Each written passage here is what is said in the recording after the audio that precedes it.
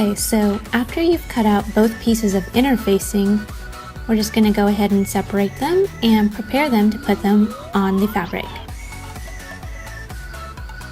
Go ahead and grab a piece of fabric that is large enough to fit your interfacing. Make sure to check it before you do it, just in case. Before we press it down though, we do want to make sure that we de-wrinkle the fabric and make sure to press from the wrong side. Be sure to check your heat settings or you could accidentally end up burning the fabric, and trust me, that's never a good time. Let's go ahead and press out the wrinkles, take your time. Next, we're going to place the interfacing on the wrong side of the fabric and place the interfacing face down. So basically, you want the dots to be on the bottom of the interfacing.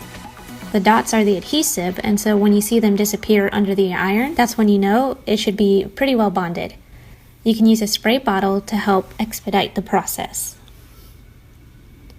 Now go ahead and trim off all of your excess fabric.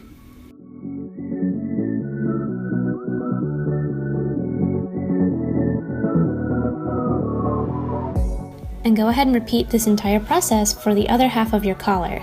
So you'll have 2 of these pieces. If you have a stripe on the collar, go ahead and do that now before sewing both of your collar sides together. For mine, I set mine 3/4 of an inch away from the edge of the fabric.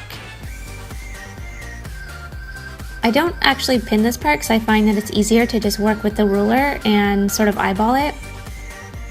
A lot of people can hand sew the bias tape down, which is what I'm using, is double folded bias tape. But it's up to you how you want to do it. You also will probably want to miter your corners, but for the sake of speed and this tutorial, I am just going to do this sort of origami thing.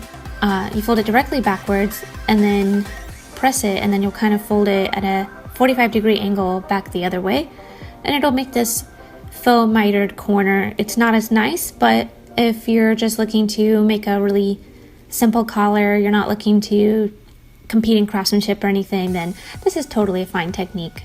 So go ahead and start sewing those corners down and sew the rest of your edges down. And don't forget to repeat the same process for the other corner.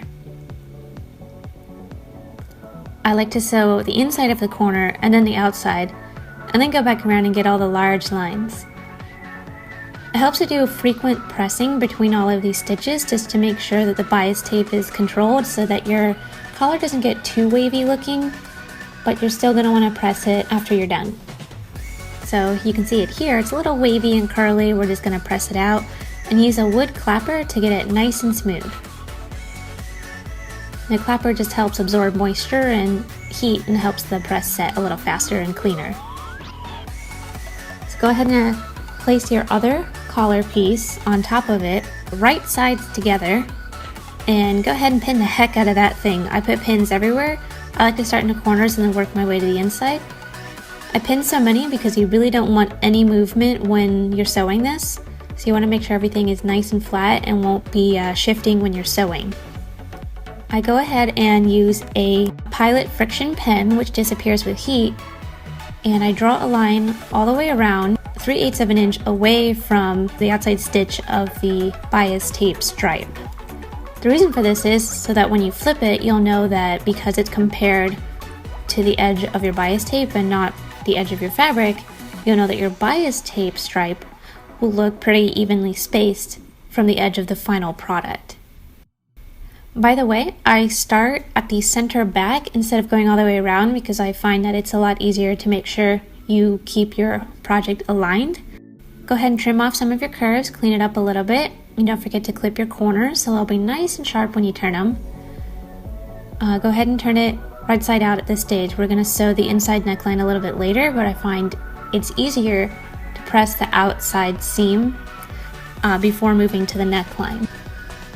Let's go ahead and take your time and press this. Don't forget to use your clapper to make sure you get a nice crisp edge. Then we're going to turn it back inside out. Mark a 4-inch opening so that you have space to turn it later. And we're going to sew both sides.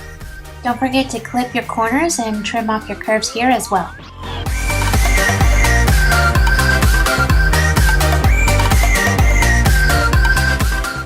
Go ahead and flip it right side out again. Turn those corners so they're nice and crisp. And just start pressing. When you get to the back neckline where it's open, go ahead and just press a little bit inside, about like a 3/8 of an inch or a 1/4 inch. And then we're going to hand sew that so that it's closed. And you want to make sure to use like a slip stitch or something similar so that no one will see the stitch. It's going to be behind your neck, so no one will really notice it anyways, but it'll look even nicer if you can get it so that you can hardly see the stitch. And then your collar is pretty much complete. The only thing you have left to do is snaps, which you can place wherever you feel. Usually the front 2 corners are the best place to put those, but if you have a different arrangement or you want to attach it in a different way, you can do that however you feel. So now you have a beautiful collar. You can do 1 stripe, 2 stripes, no stripes, whatever you need. You can absolutely make a beautiful collar with this pattern, which is available on my Patreon.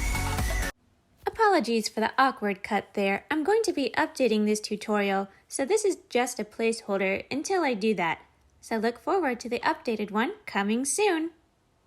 Thanks for watching!